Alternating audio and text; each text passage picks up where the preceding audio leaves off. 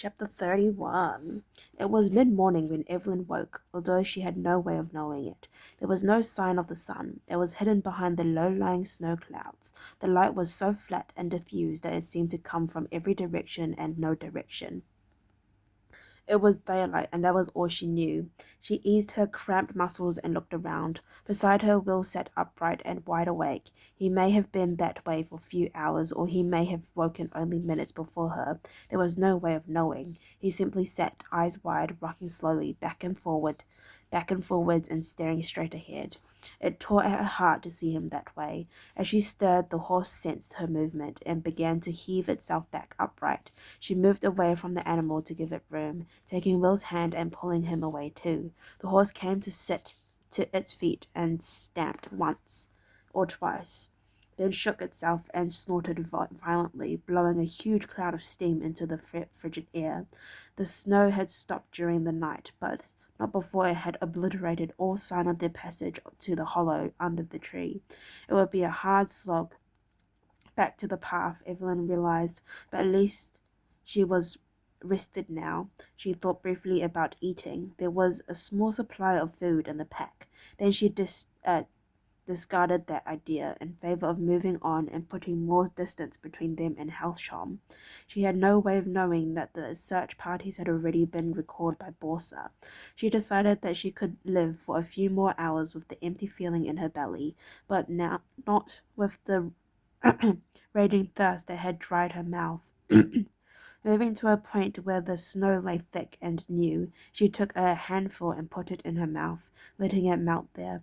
It produced a surprisingly small amount of water, so she repeated the action several more times. She considered showing Will how to do the same, but suddenly felt impatient to be on their way. If he was thirsty, she reasoned he could work it out for himself. She strapped the pack saddle onto the pony's back again, tightening the girths as much as she could.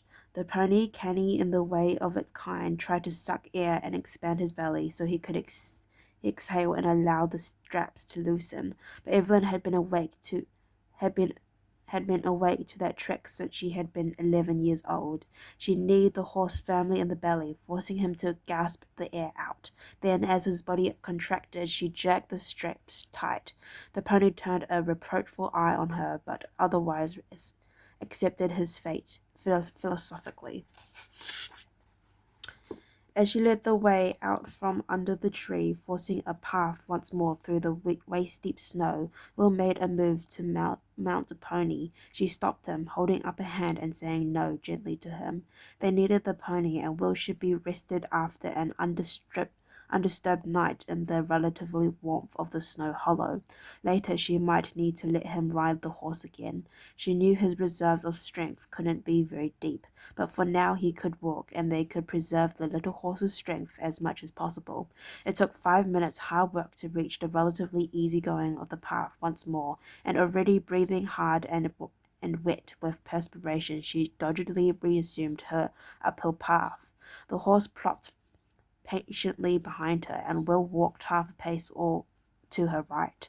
His low-level, non-stop keening was beginning to set her teeth on edge, but she did her best to ignore it, knowing that he couldn't help it. For the 100th time since they had left House Home, she found herself wishing for the day when he might have finally expelled all traces of the drug from his system. That day was to be further postponed, unfortunately. After a couple of hours of solid, dogged plodding through the fresh fallen snow, Will was suddenly seized by an uncontrollable fit of shivering. His teeth chattered and his body shook and trembled and heaved as he fell to the ground, rolling helplessly in the snow, his knees drawn up to his chest. One hand flailed uselessly at the snow, while the other was jammed firmly in his mouth. She watched in horror as the moaning turned to a shuddering cry, dragged deep from his soul and torn with agony. She dropped to her knees beside him, putting her arms around him and trying to soothe him with her voice, but he jerked away from her, rolling and thrashing again, and she realized that there was nothing for it but to give him a little of the warm weed Eric had put in the pack. She'd seen it already when she had searched for warm clothes and blankets. There was a small amount of the dried leaf packed in an oiled linen pouch. Jar Eric had warned her that Will would not be able to quit the drug straight away. Wormweed built up a physical dependence in its addicts, so that total deprivation meant actual pain. She would have to gradually wean the boy off the drug, he had told her, by giving him ever decreasing amounts at ever increasing intervals until he could cope with the deprivation. Evelyn hoped that Eric might be wrong. She knew that each dose of the drug extended the time of the dependence further, and she had hoped that she might just be able to cut off Will's supply straight away and help him cope with the pain and term torment. But there was no help for him as he was now, and reluctantly she let him have a small amount of the dried leaf, shielding the pouch with her body as she took it from the pack. Then again, when she returned it, Will seized a small handful of the grey, herb-like substance with horrifying eagerness. For the first time she saw a glint of expression in his normally dull gaze, but his attention was totally focused on the drug, and she came to realize how completely it ruled his life and his mind these days. Silently, tears forming in her eyes, she watched the hollow shell who had once been such a vital, enthusiastic companion. She condemned Borsa and the other Canadians who had caused this to the hottest corner of whatever hell they believed in.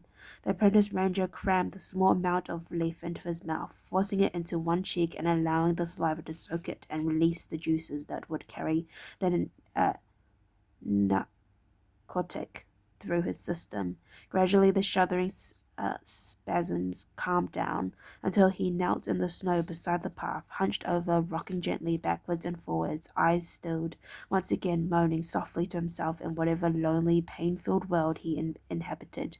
The pony watched these events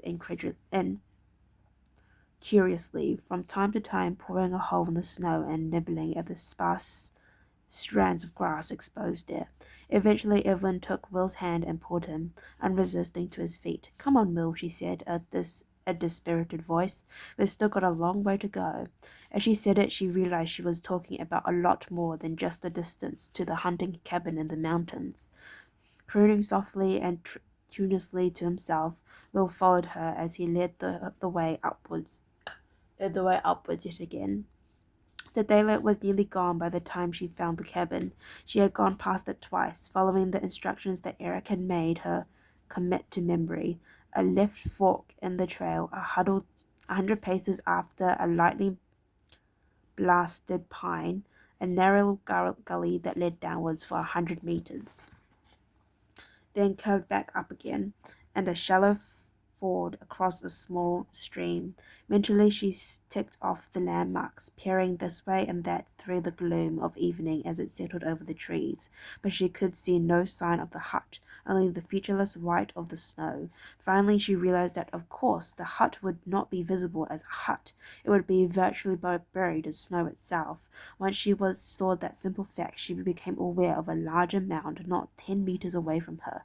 Dropping the pony's lead rein, she stumbled forward, the snow catching her at legs, and made out the edge of a wall, then the slope of a roof, then the hard edge of a corner, more regular and even than any shape that nature might have concealed under the snow. Moving round the large mound, she found the leeward side was more exposed, and she could see the door and a small window, covered with a wooden shutter. She reflected that it was lucky the door had been built on the lee side of the cabin, then realized that this would have been intentional. Only a fool would place a door on the side where the prevailing north winds would pile the snow deeply. Heaving a sigh of relief, she retraced her steps and took the pony's bridle. Will's meagre strength had given out hours before, and he was once more slumped on the pack saddle, swaying and moaning in the continuous undertone. She led the pony to stand by the tiny porch that adjoined the doorway, tying the lead rein to tether post that was set in the ground there. There was probably no need for that, she reflected. The pony had shown no inclination to leave. to leave her or leave her leave her leave her so far. However, it did no harm to take precautions. The last thing she wanted was to have to hunt for the pony and its rider through the gathering dusk. Satisfied that the brindle was tied firmly, she shoved the ill-fitting door open and entered the hut to take stock of their new refuge and its contents. It was small, just one main room with a rough table and two benches either side. Against the far wall, there was a wooden cot with what appeared to be a straw-filled mattress on it. The room smelt of damp and mustiness, and she wrinkled her nose momentarily, then realized that once she had a fire burning in the stone fireplace that comprised most of the western wall, she could do something to dispel the smell. There was a handy supply of firewood stacked by the fireplace with a flint and iron as well. She spent a few minutes kindling a fire, and the cheerful crack of the flames and the flickering yellow light that cast over the interior of the hut raised her spirits. In a corner that was obviously a pantry, she found flour and dried meat and beans.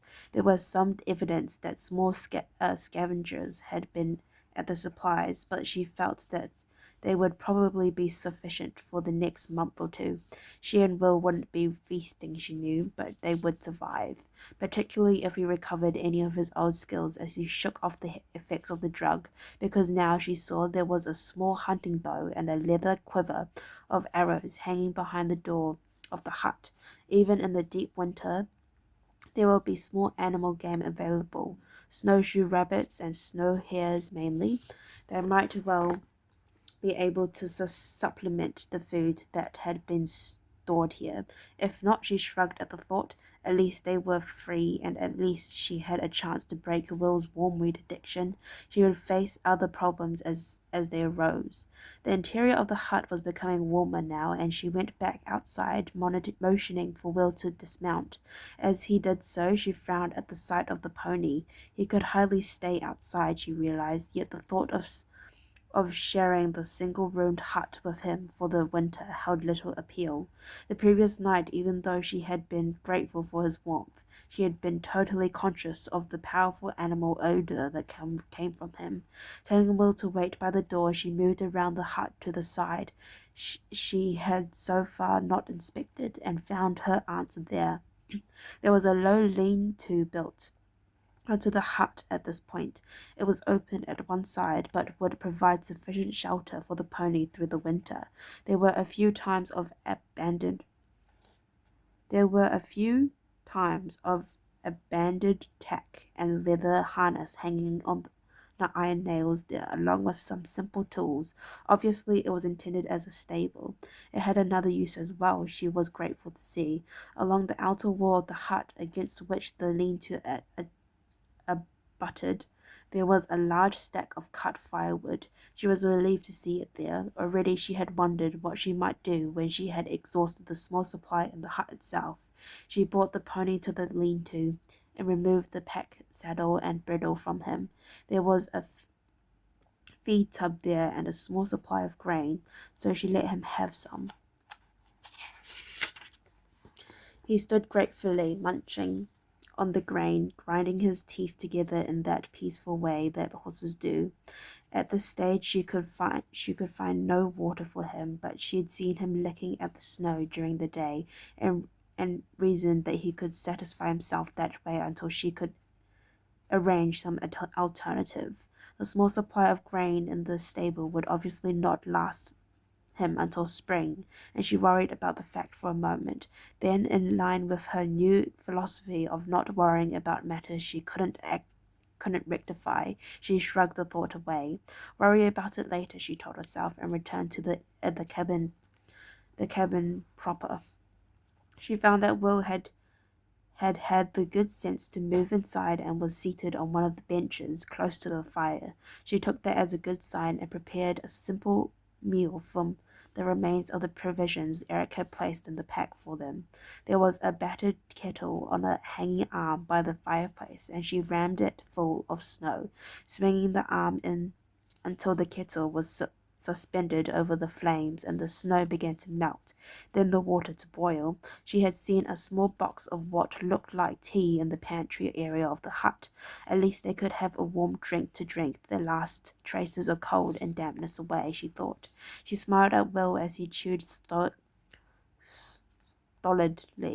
at the food she had placed before him. She felt strangely optimistic. Once more she cast her glances over the interior of the hut. The light had gone outside now, and they were lit solely by the uncertain but cheerful yellow glow of the fire. In the light it threw, the hut looked somehow welcoming and reassuring, and as she'd hoped, the heat of the fire and the smell of the pine smoke had overpowered the dampness and mustiness that had filled the room when she'd first entered. Well, she said, it isn't much, but it's home. She had no idea she was echoing the words spoken by Holt hundreds of kilometers into the south. Okay, well, I'd like to thank you for listening to read up to chapter 31. If you'd like to listen to me read up to chapter 32, then please stay posted, and hopefully I'll see you next time. Bye-bye.